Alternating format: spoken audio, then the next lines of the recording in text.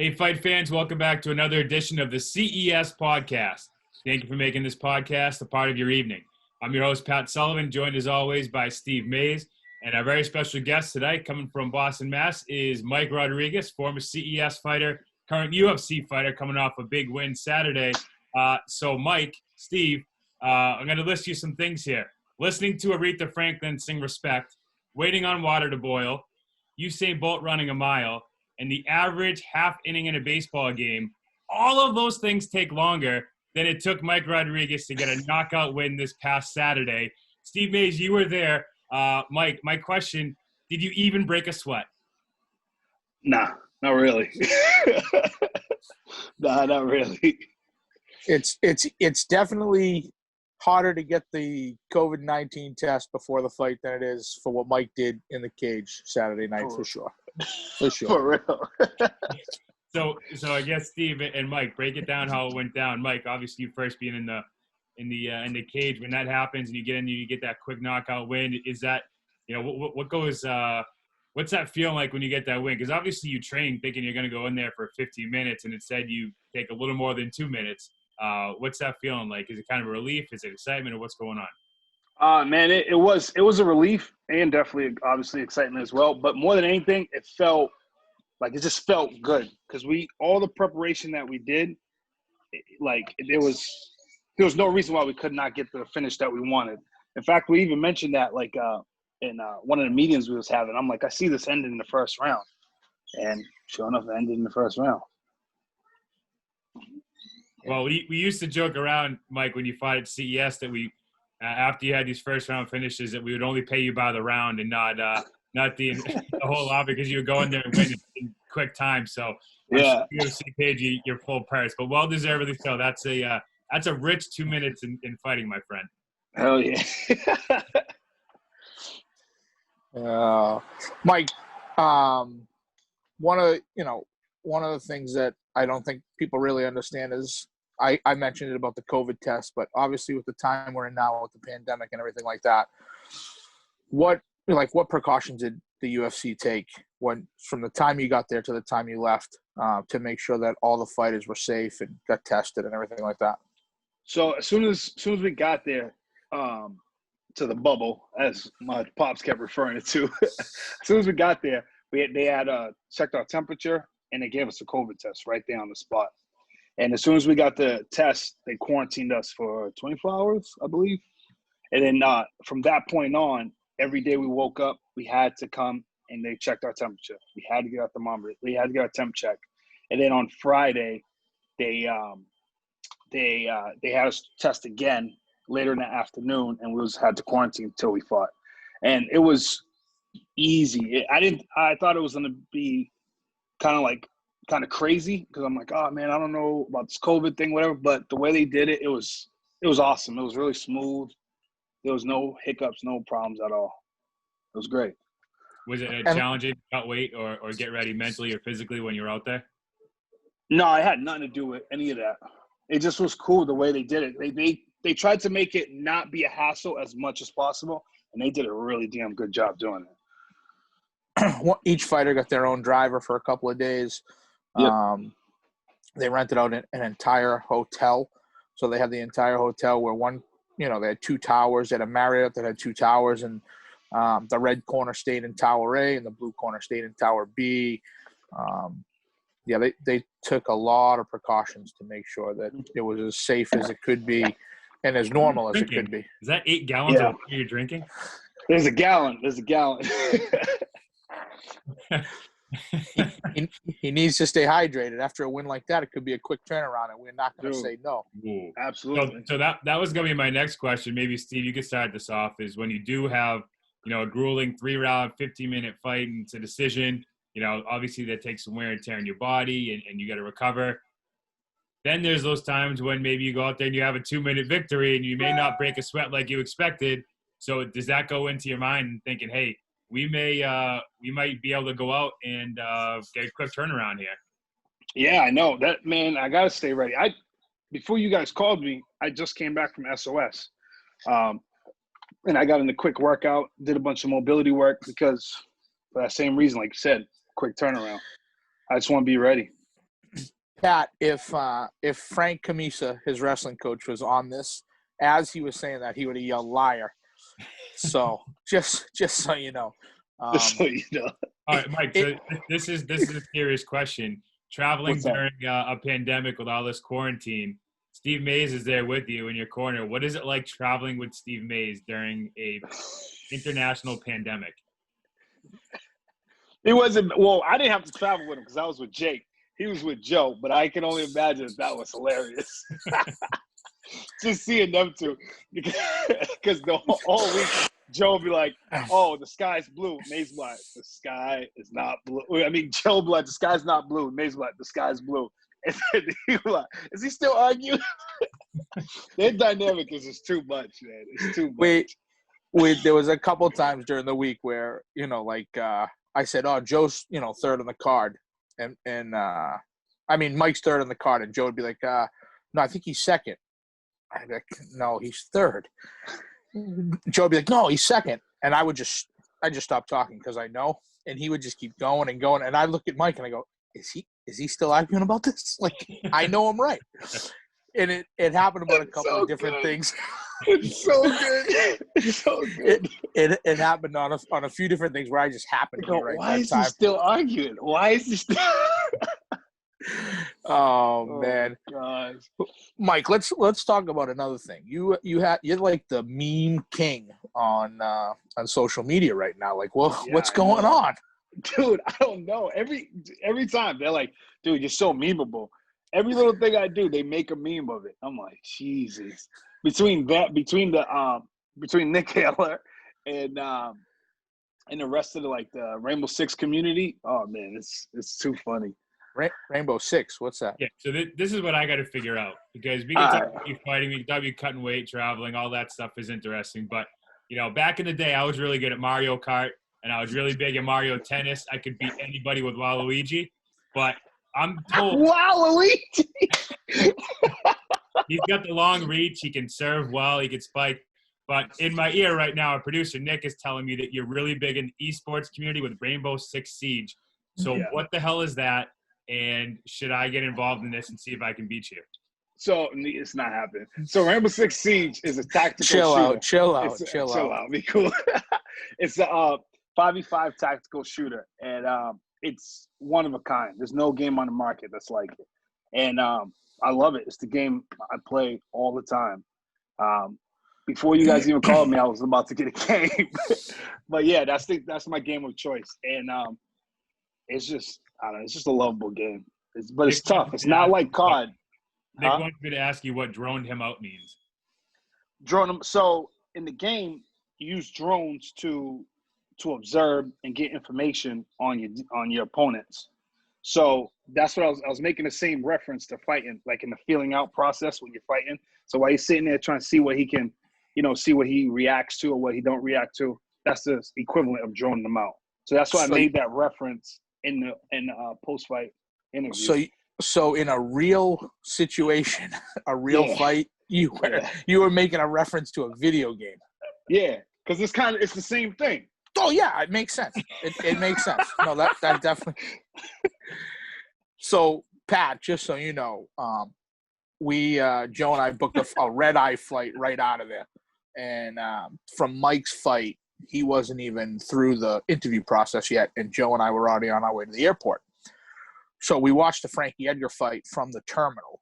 30 minutes before we were in the cage. 30 minutes later, Joe and I were literally at D51 getting ready to fly out. So the fight's over, and I'm like, wow, I haven't seen Mike's fight yet. So I watched Mike's fight. And at the end of it, he's doing this. And I look at Joe, and I went, what is 6? Like, is that the elbow combination? 6? Like, what is 6? And Joe's like, it's a video game. I'm like, what? He's like, yeah, that's the video game he plays. I'm like, no, it's not. He goes, yes, it is. So I can't believe that. The sponsorship out of it, he's working. Yeah. I don't know what he's trying to do, but it was – I couldn't believe it. I could not believe it. All right, so, Steve, I'm going to put you on the spot. You get one fight that Mike Rodriguez could get right now against anybody in the UFC, and one fight any fighter from the past that you could put him in with. Who are those two guys? And, Mike, it's coming to you next. Joe Lozon. Oh. Joe Lozon and Tom Lawler. That's yes. Following the footsteps of Tom Lawler. Although As long as he don't throw up on me. I hear Mike won't fire him anymore after he puked on him. So to answer your question, it doesn't. It is what it is. I think Mike is a kind of guy who can fight anybody. But all right, so you're not running for president. Give me a real answer. His kryptonite. I wouldn't run for president. Vote for Trump, and we're all set. His kryptonite is throw up. We have mentioned that 3 times on this podcast now. Once with Tom, once with Joe, and now the guy that it happened to. Yeah. I don't care who he fights. Doesn't matter. Just give me any fighter in the past that you'd want him to fight. Anderson Silva. Ooh. Anderson Silva, because I think both their styles. Wow, it's crazy that I'm going to say is a similar style to Anderson Silva, but it's that drone out style with kicks and stuff like that. I don't think you used that correctly, but I don't even know how to use it correctly, to be honest with you. Does Mike Rodriguez submit Anderson Silva? Mike Rodriguez submit Anderson? No, what is this? No, he couldn't submit. Well, we'll leave that for another time. But all right, Mike. We won't ask you any current fighters, but is there anybody in the UFC? Because now that you're there, now that you got a big win, people are going to be talking about your name and interested if there's one fighter that you ever could have fought in the UFC, current or past or present. Honestly, I would like to fight Shogun. That would be a sick fight to have. Good call. Reason being, he's the one that got me into the sport, and I would like to fight him before he leaves. I would love to have that fight. Oh yeah. Past. Let's go with Chuck Liddell. I would like to fight Chuck Liddell too. Joe Lozon, he's a past fighter. Joe Lozon. Wait, he's a past fighter? That's a little inside joke. We're not getting into that. Hey, Mike, not get into. He'll call on here real quick. We've had this argument on the show a few times. Who do you think would win in a fight, Tom Lawler or Joe Lozon? Oh, be careful. Yeah, be careful. Oh, dude, I'm going with Joe. Joe, he got that look, though, that he just don't care, and dude, yo. But what if Tom Lawler eats a bunch of In-N-Out burgers before he goes in the cage? Oh, just puke all over him. Yeah. There we go. He run away with the win right there. Oh. I would head to the door real fast. Had an In-N-Out burger also. No? Not special about it. Really? Not special about it. It was nothing to me. It was like, whatever. Maze's burgers are better than those. Right? Maze should open up a burger spot. Let me tell you. Maze's burgers. There you go. Maybe that idea. You know what Maze's burgers would be? It'll be 2 buns, a burger, and that's it. The guy likes no condiments, likes no flavor, as simple and plain as can possibly be. That's right. That's right. It's not even going to be called Maze burgers. It's going to be called hamburgers because that's all you're going to get is just a burger and a bun. You can ask Mike who cooked for everybody during the week and who's cooked for Mike before, and was there any problems? Mace throws it down, dog. When you can eat like me, you got to be able to cook too. You can't just eat. You got to be able to cook too. So. All right. So before we let you go, Mike, we'll also get another request here for you to rank your favorite burger spots. Give us your top 2 or 3. Top 3. Okay. Number 1 holding the king crown is Boston Burger Company. Bomb Burgers. Okay. If you haven't been there, highly recommend you go there. Number 2, I gotta go with Culver's. They don't have it around here. They only have it like in the Midwest. I had it in Milwaukee, and I also had it in Arizona. And 3rd, Five Guys. Really? Yeah, Five Guys burgers is bomb. Okay. Five Guys is definitely the place to go around here for sure. Yeah, Five Guys is so good. Yeah, I'm gonna have some Five Guys today. Steve, are we gonna start playing Rainbow Six or what? No, I'm not playing Rainbow anything. Anything that says Rainbow in it, I'm far away from. I still have my Nintendo and my Nintendo 64. So is Rainbow Six available on N64? Probably not. Nah, it's not. What console do you have to have? PC, Xbox, or PS4. Jesus. All right. Pat, I want to ask Mike a serious question, but before I get to that serious question, I want to give you some insight of last week. Okay, I had a room, which Joe didn't think I had my own room, but whatever. We're gonna get past that. I told him I had my own, but we're gonna get past that. So Jake and Mike stayed in a room. Joe stayed in a room, and I stayed in a room. My room was full of normal stuff.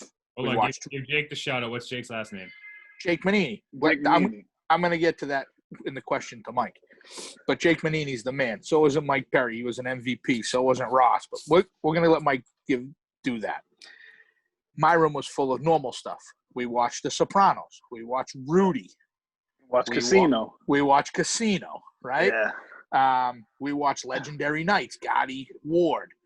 It had normal food in it. It was normal. Then you go to Jake and Mike's room, and Mike in his bedroom with his glasses on and a hat was playing some video game. They brought their video games with them. The whole system. Yeah, quarantine for 24 hours. What else are you going to do? We were there for 5 days. We were there for 5 days. You couldn't leave the property for 5 days. And you go in Joe's room. We didn't even know Joe was here Thursday. Where's Joe? Where's Joe? Oh, he brought his whole system there. Plus, he was doing stuff for the gym. But these guys were playing video games the entire time, Pat. I'm watching the SEC network. I'm looking for the college football schedule that's coming out. I'm dealing with real-life stuff. These guys are playing video games in their rooms. Then I asked Jake to get me dinner one night, and I asked him for a double cheeseburger. The guy goes, there's no double cheeseburgers. So I said, okay. He goes, I'm going to get a 1-pound burger. So I said, okay, I'll take one too. Pat, I never seen first of all, it was a double cheeseburger. And it was this big. I didn't finish it. That's how big it was. I didn't finish it. I'm like, Jake, what? And I had to get chicken fingers with it, obviously. I'm like, Jake, it was this big. Like, why do you have to have chicken fingers? That's a side for your hamburger. Because I thought it was getting a regular. Yeah, I thought I was having a regular burger. I asked for a double cheeseburger. The guy said, "There's no double cheeseburger." Shows up, there's a double cheeseburger, the size of a hubcap. I'm like, what is this? Oh, it was unbelievable. All right, Mike. Serious question here. Serious question. 2-part question. Okay. How does you had a lot of fights that was mentioned on the broadcast on ESPN by John Anik that you were known as the busiest fighter in CES. Yes. How does something like that get you ready for the UFC and talk about the major people that were in your camp for this fight who helped you win a 2-minute fight in the co-main event on ESPN this past weekend? Well, for the first question, just being that busy, it just got you mentally like war ready at all times. Like made you mentally be prepared to go into war all the time. Because I feel like when you take all these times off in between, you like kind of get in the slouch, like, I'll train mañana, versus like you being busy. You're just always in the gym, always worked on your craft, getting better. So I kind of like that more. I'm actually trying to do that now. Since off this win, I want to get right back into it. And dude, Ross Levine was the GOAT. Ross Levine, Mike Perry, Jake, you, Joe, like all you guys did it. And I can't even, I'm going to give the other guys credit too, like Fabio Chavant, I got to give him credit. Sean Lally, Fabio, Sean Lally, Sean Lally, and who else? John McNeil and Andrew Jacobs. All of those guys, they all helped me out in various different ways, and it was awesome. It was a team effort for us to get here and to get that win.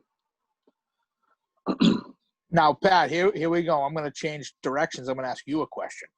When you made fights for Mike, how easy was it to make fights for Mike, or how hard was it to make fights for Mike?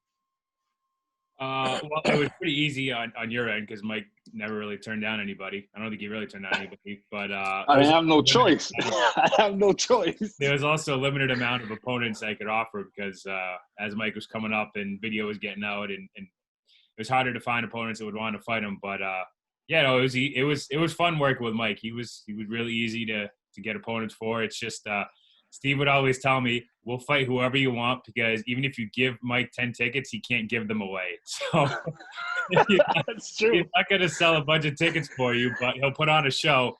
And true to his word, you made a believer out of us when Steve would say he'll put on a show, so it's worth the investment, and he always did. So, no, Pat, Mike, do you remember the one rule? Do you remember the one rule? We would fight anybody except if they can put the 3 letters BJJ together, then I don't want Mike to fight him. if they can spell jiu-jitsu, we don't want anything to do with them. Oh, outside of that, bring it on. Just send the contract.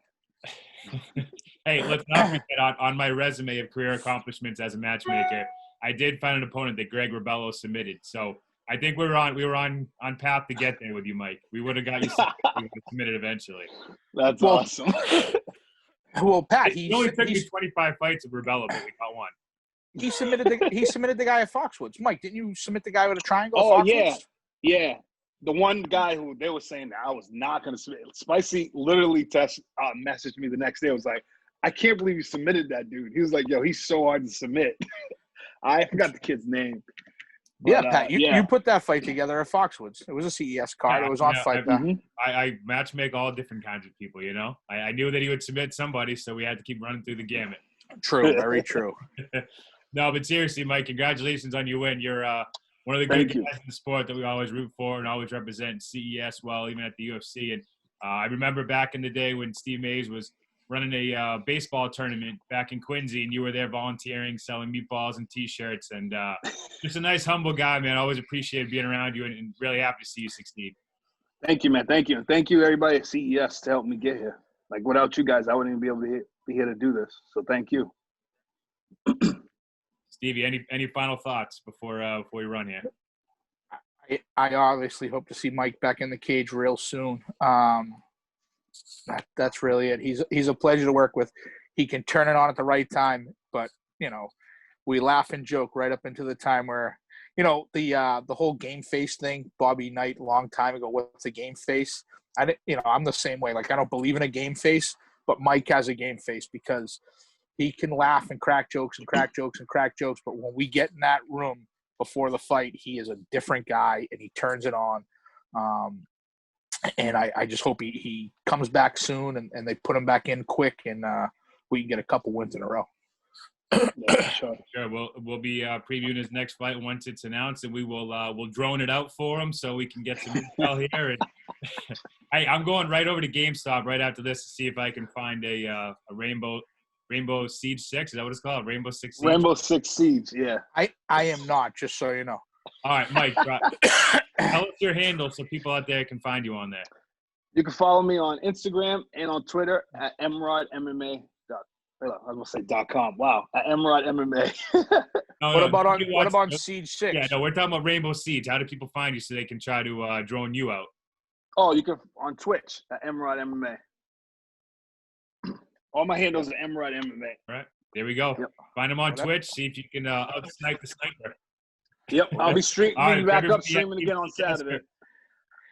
Hey, Mike. Producer Nick and everybody at Team CS, Steve Mays, I'm Pat Sullivan. Thank you for tuning in to another edition of the CES podcast, and stay tuned for the next episode. We'll see you soon. Thank you, guys.